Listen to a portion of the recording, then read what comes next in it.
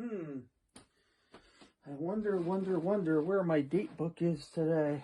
I need to remember what movie I'm going to review today. Oh, here we go. There's my book. I don't know which... Whoa. Yeah. This is perfect. This is definitely the movie we're going to review today. All those other movie reviews will just have to wait for another day.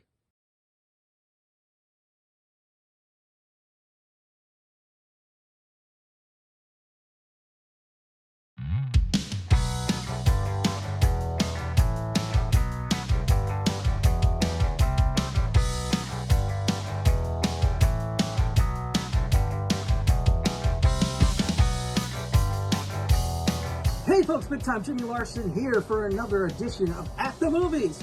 This week we're going to be reviewing another one of my favorite movies growing up. We're going to be reviewing the 1990 classic, Taking Care of Business. Now, Taking Care of Business, I know a lot of you outside of the United States may be asking yourself, what is Taking Care of Business? The reason for this is because in the United Kingdom, this film came out under a different name, as seen here. It came out under the name Filofax. And Filofax is a good name, but to me, Taking Care of Business is a better name for what this movie is. And of course, Taking Care of Business came from the hit song, Taking Care of Business, from the band BTO, Bachman Turner Overdrive. So the movie does have to do a lot with a Filofax, and I understand why they named it Filofax. I guess the reason they couldn't call it Filofax outside of the United Kingdom was due to trademarks, and that's why they changed the name. But you know what? I can't do this review under my normal circumstances. This is the movie that made me a fan of the Chicago Cubs when I was just a young lad, and therefore, one second.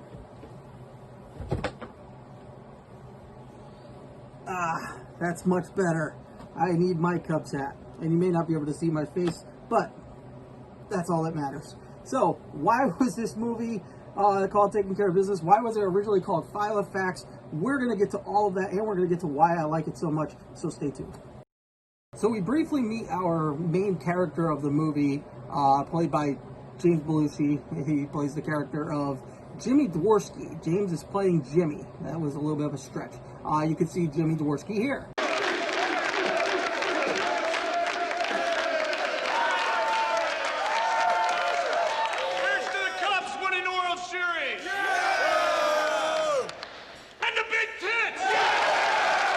So as you can see, everybody at the prison, they just love Jimmy Dworsky, and we'll talk more about Jimmy in a minute, but you know what, first of all, there you go, now you can see my face, and you can still see the Cubs logo right there. So we're going to talk also about the other main character of the movie, Spencer Barnes, played by the great Charles Grodin, as seen here. And Spencer is a typical 1980s business executive. He works for an advertising company, and he's the best at what he does, but he also has no social life as a result, and it really is struggling with his marriage because of it, with his wife Elizabeth, who we'll talk about later. But he always makes his boss happy, his boss Walter Bentley, who is currently dying in the hospital. You can see Walter here. I mean, just that name, Walter Bentley, it's an expensive name, Bentley. And of course, you can see this. Is this the gentleman who ruined the buffet at the Harrow Club this morning? So as I said, our main character of this movie is, of course, Jimmy Dworsky. And Jimmy, basically, he's a convict. He's in prison for, I believe it was 37 counts of Grand Theft Auto. He puts it, he loves cars. He goes, people love cars, you know. But basically, he hears on the radio that they're going to be giving away some tickets to the upcoming World Series game between the Chicago Cubs and the California Angels. And they have some trivia questions, and he calls in from a payphone at the prison, and he wins the tickets. The problem is that the World Series game is taking place that particular Sunday, which is the same day he's being released from prison, but the game is in the daytime, and he's not being released until 6 p.m. So he has to somehow get the warden to agree to let him go to this game, which of course the warden does not agree. And so Jimmy decides he is going to escape from prison with the help of all the other prisoners who pretend to take Jimmy hostage, and he does pull it off and he escapes. And then he gets on a plane and he flies to LA and goes to the airport to pick up the tickets that he won. And he has a special message for all of the California Angels fans as seen here. Any words to the Angel fans out here, Jimmy? Yeah, Stu. Cubs are gonna kick butt! Yeah!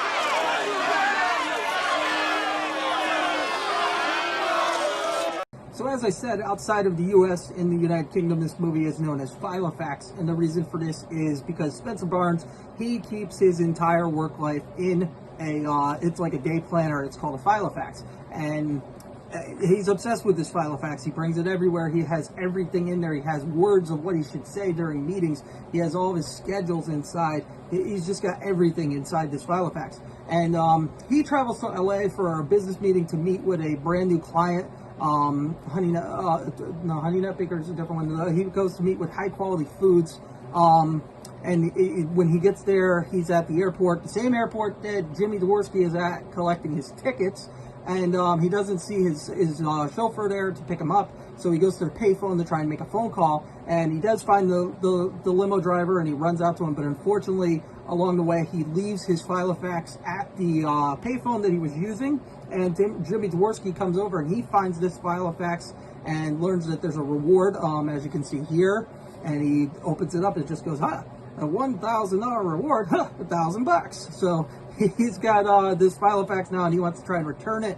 And he learns inside, he sees Walter's address to Walter's house. And so he goes to Walter's house, and he finds alarm instructions also inside the Filofax. Like I said, everything's in there, including the key to the house. And he basically comes in, he lets himself into the house, and it's a mansion, as you can see here. And meanwhile, Spencer, he's going crazy. He's trying to find the Filofax. He sees that it's gone from the airport, and then now the car's gone that was taking him in the limo. So he goes to rent a car, and he gets lost, and he gets some directions down a bad alleyway, and basically Spencer is mugged, as seen here. So, yeah. So on the plane, Spencer ran into a former classmate of his, girl named Debbie. And Debbie, she admits that she always had a crush on Spencer, and she thinks that they were on this plane for a reason, to meet. And after Spencer is mugged, he then gets in touch with Debbie because he has no other friends in the area, and she gave him the number. So he calls her to help him out and have her drive him to this country club where he's supposed to be having a business meeting with the new clients, which Jimmy, who is now taking the identity of Spencer Barnes, he's now pretending to be him. He now is at the tennis club, at the country club, and he's playing a game of tennis with the head of the new clients, and he's opted by the other business associates there, that you should let this guy win. Don't beat him. If you want to do business with him, make him happy. And Jimmy's like, oh no, this is competition. I want to win. And he basically wins. He destroys him in tennis, and the guy is not too happy about it. But it's all fun and games. And then as he's leaving the country club, just happens to be when Spencer is arriving with Debbie, and the two of them actually bump into one another. And it's actually quite humorous. Jimmy drops the Filofax and goes, "Hey, watch! I almost lost this baby." And it's funny because Spencer, he lost the book. That's how Jimmy got it in the first place. So then Jimmy, he heads back to the mansion, and Spencer, he ends up looking into the files at the country club to get Walter's address so he can go to the mansion. And when Jimmy gets back to the mansion, he meets Walter's daughter, Jewel, who he actually has, he's kind of fascinated with her, he likes her. So he goes swimming with her in the jacuzzi and everything, and then Spencer's wife calls on the phone, Elizabeth, as I mentioned earlier. She calls on the phone, and she hasn't spoken to Spencer in a while because, like I said, they've been having some marital issues due to him being at work too much. And Jewel basically answers the phone, and she says, "It's Elizabeth, can I talk to Spencer?" So she looks at Jimmy again, thinking it's Spencer, and she's like, "Spencer, it's Elizabeth." And Jimmy doesn't know who Elizabeth is, so he's just like, "Tell her I call back." But she goes, "It's Elizabeth." Elizabeth! So Spencer finally arrives at the mansion just as Jimmy leaves with the corporate executives again to head to a company dinner. And Spencer arrives at the mansion, but of course he doesn't have his Filofax, so he doesn't have the key, he doesn't have the alarm code or anything. So he ultimately breaks into the mansion through an open window by climbing up a drain pipe, and the alarm goes off, and the cops arrive, and they don't know who he is, so they arrest him, and he goes off to jail. And Jimmy, like I said, he goes to a business meeting, and this is the best scene in the whole movie, in my opinion.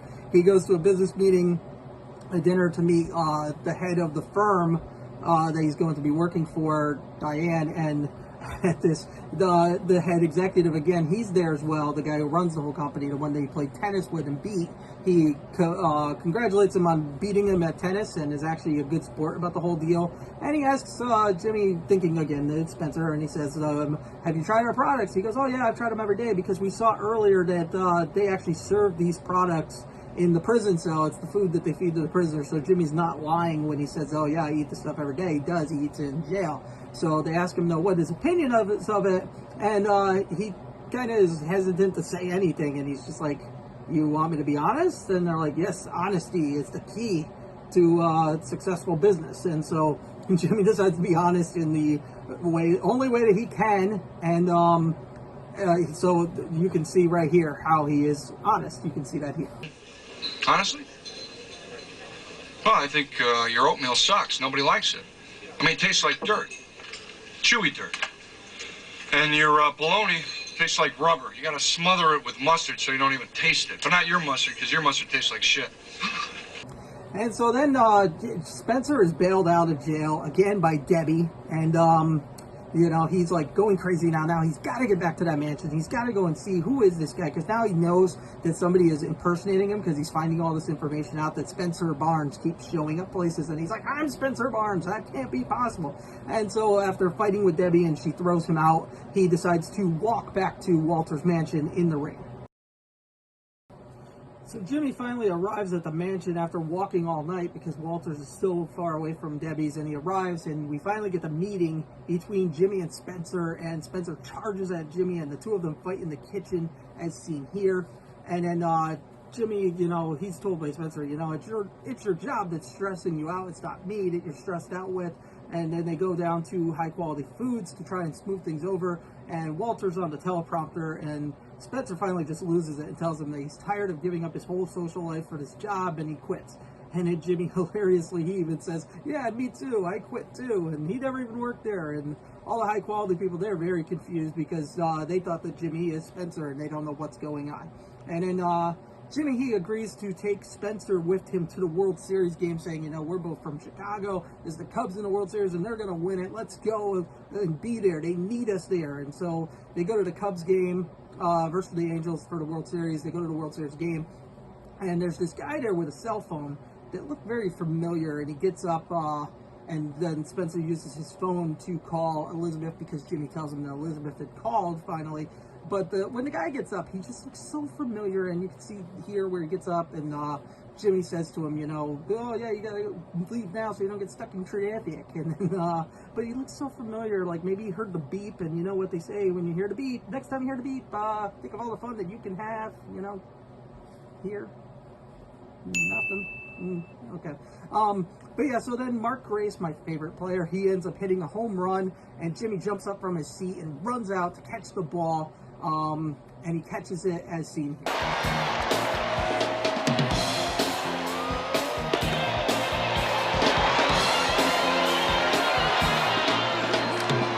So when Jimmy ends up catching the foul ball, unfortunately he ends up on television, and now everybody's seen him, and now the cops are after him, and at least he thinks the cops are after him. The cops are actually coming to try and get him, to bring him up to the booth to do an interview, but he thinks that they've seen him and they're trying to arrest him, because now they know, because remember, he's escaped from jail. So him and Spencer, they run away from the cops, and they escape from the ballpark, and they get into the car, and they listen to the rest of the game on the radio, and they hear that the Cubs have won the World Series. For the first time since 1908, the Cubs have won the World Series here in 1990. Although in real life, that's not how it went down.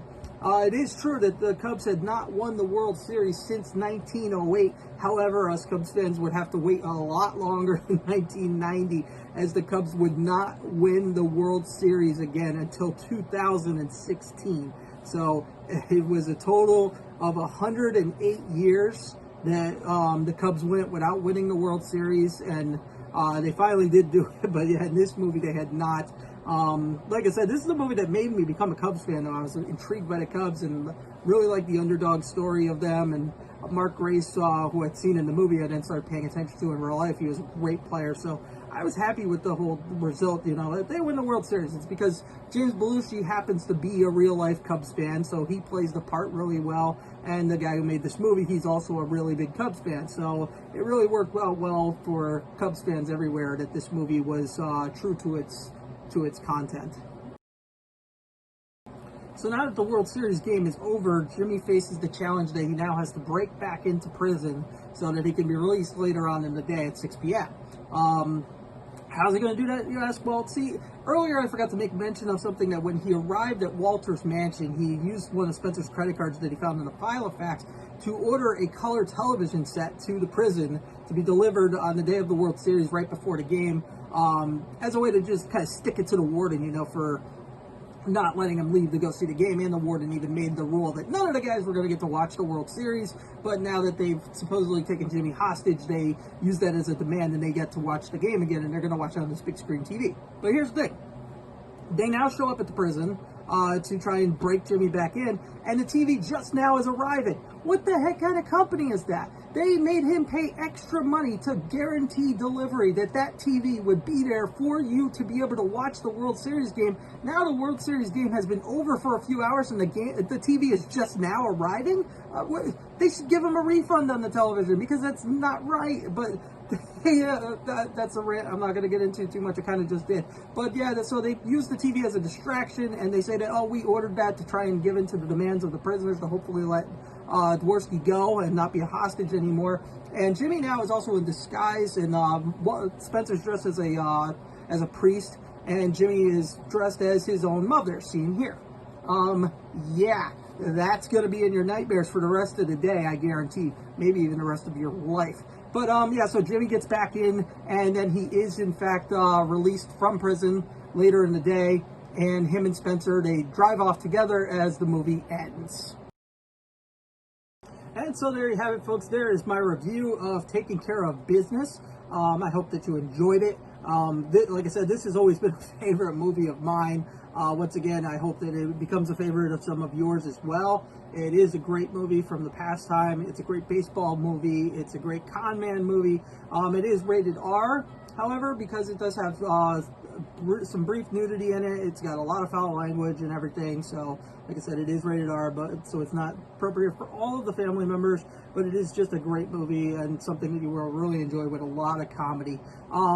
Next week, we are going to be celebrating my birthday week by having my favorite movie of all time reviewed on the show. More on that next week. And then October is going to be a Halloween-themed month. So we've got some theme months coming up. We've got some great stuff coming your way. So I'm Big Time Jimmy Larson. This is At the Movies. And stay tuned, because we've got a whole lot more coming. And thanks for watching. And one last thing, though. We cannot end this review without the perfect toast. So Jimmy Dworsky, go ahead and give us that perfect toast, and I'll see you next week. A toast